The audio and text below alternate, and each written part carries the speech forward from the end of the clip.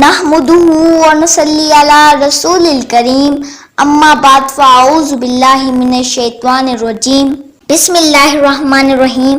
اللہ تعالیٰ کی حمد و ثنا اور اس کے پیارے حبیب حضرت احمد مجتبیٰ جناب سیدنا محمد مصطفیٰ صلی اللہ علیہ وآلہ وسلم کی بارگاہ میں تحفہ درود سلام عرض کرنے کے بعد آج مجھے جس موضوع پر لب کشائی کا موقع ملا ہے اس کا عنوان ہے شان مصطفیٰ۔ جناب صدر ہمارے آقا حضور اکرم نور مجسم کی شان یہ ہے کہ اگر سمندر کو سیاہی بنا لیا جائے اور دنیا کے تمام درختوں کو قلم بنا لیا جائے اور ساری دنیا ہمارے پاک نبی کی شان لکھنے بیٹھ جائے تب بھی ہمارے آقا کی شان بیان نہیں کر سکتی۔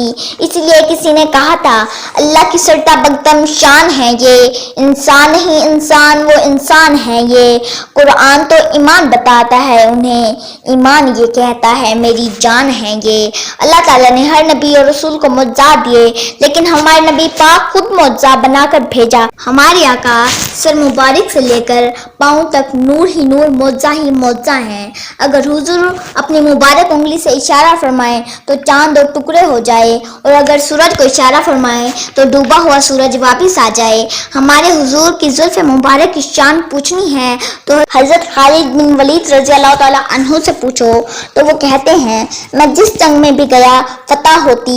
اس کی وجہ یہ ہے کہ میری ٹوپی کے نیچے سرکار دو عالم صلی اللہ علیہ وآلہ وسلم کے مبارک بال سلے ہوئے ہیں۔ ہمارے سرکار پر کبھی مکھی مچھر اور کوئی ناپاک چیز نہیں بیٹھی۔ حضور اکرم صلی اللہ علیہ وسلم کا سایہ مبارک نہ تھا اس لیے کہ نور کا سایہ نہیں ہوتا۔ ہمارے آقا کا حسن اتنا ہے کہ ساری کائنات کا حسن ہمارے آقا صلی اللہ علیہ وآلہ وسلم کے حسن کا ایک ذرا ہے۔ اعلیٰ حضرت فرماتے ہیں حسن یوسف پہ کٹی مصر میں انگشت زنا، سر کٹاتے ہیں تیرے نام پہ مردان عرب۔ حضرت یوسف علیہ السلام کے حسن کو تو دیکھ کر مصر کی عورتوں نے اپنی انگلیاں کاٹ دیں اور ہمارے سرکار کے حسن تو حسن رہا۔